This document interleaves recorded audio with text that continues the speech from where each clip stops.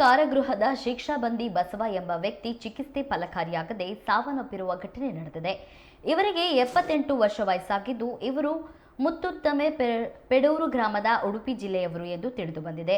2019ರ September 25ರಂದು ಪ್ರಧಾನ ಜಿಲ್ಲಾ ಮತ್ತು ಸತ್ರ ನ್ಯಾಯಾಲಯದಲ್ಲಿ 10 ವರ್ಷ ಶಿಕ್ಷೆಗೆ ಗುರಿಯಾದ ಕಾರಣ ಇದೇ ವರ್ಷ ಸೆಪ್ಟೆಂಬರ್ 30ರಂದು ಉಡುಪಿ ಜಿಲ್ಲಾ ಕಾರಾಗೃಹದಿಂದ ವರ್ಗಾವಣೆಗೊಂಡು ಶಿವಮೊಗ್ಗ ಕಾರಾಗೃಹಕ್ಕೆ ದಾಖಲಾಗಿದ್ದರು.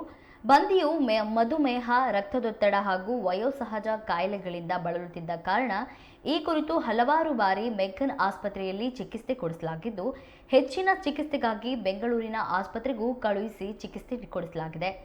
ಆರೋಪಿಯನ್ನು ಇದೇ ಜನವರಿ 12ರಂದು ರಾತ್ರಿ 10:20 ಗಂಟೆಗೆ ತುರ್ತು ಚಿಕಿತ್ಸೆಗಾಗಿ ಜಿಲ್ಲಾ ಮೆಗ್ಗಾನ್ ಬೋಧನಾ ಆಸ್ಪತ್ರೆಗೆ ಕಳುಹಿಸಲಾಗಿದ್ದು, ಈತನನ್ನು ಪರೀಕ್ಷಿಸಿದ ಅಲ್ಲಿನ ವೈದ್ಯರು ಆರೋಪಿಯನ್ನು ದಾಖಲು ಮಾಡಿಕೊಂಡು ಚಿಕಿತ್ಸೆ ನೀಡಿದ್ದಾರೆ.